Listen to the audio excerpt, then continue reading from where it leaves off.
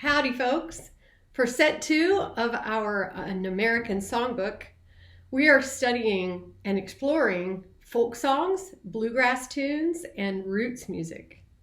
The rich tradition of the American folk song and its origins is all about storytelling, brought from the British Isles in many cases, then handed down through family and community singing, often altered by geographic area, hardship, race, and historical events, as in the well-known example of the 17th century Scottish Barbara Allen tragedy, co-opted often for several ballads of girls in the South who were heartbroken, murdered, or woefully mistreated.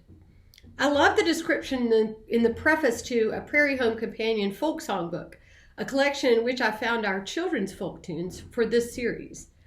The author describes the fairly good working definition of the principal characteristics of folk song as the songs you've heard from someone else to which you remember the words mostly, end quote.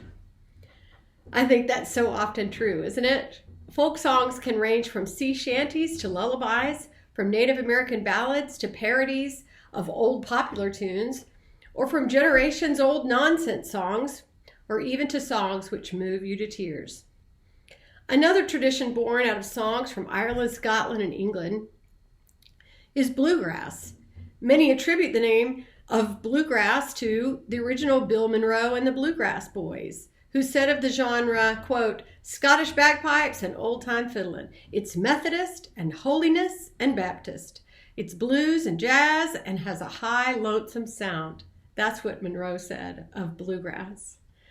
Some still call it mountain dance songs or hillbilly music. Andy Griffith championed bluegrass in the 1960s by featuring several groups on his show. One of my favorite scenes from the Andy Griffith show is when the visiting bluegrass band, the Darlings, in real life the Dillards, they were self-described pickers from the Ozarks, perform There Is a Time with Andy on guitar. You know, that song that always makes me cry. Roots music is an overarching tent for a diverse and ever-expanding musical style. It's a culmination of so many things, like the banjo, invented in West Africa and introduced to the West by enslaved peoples. The mouthharp, which dates back to 16th century England, but is found in cultures all around the world. Close harmony singing, almost all by ear.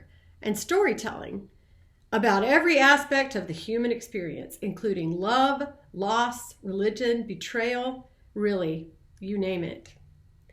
In this series of Set 2, we will be exploring songs from a variety of sources about a variety of subjects with the poignant and beautiful The Road Home by Stephen Paulus to remind us that singing and sharing in song does indeed bring a sense of home, safety, and belonging.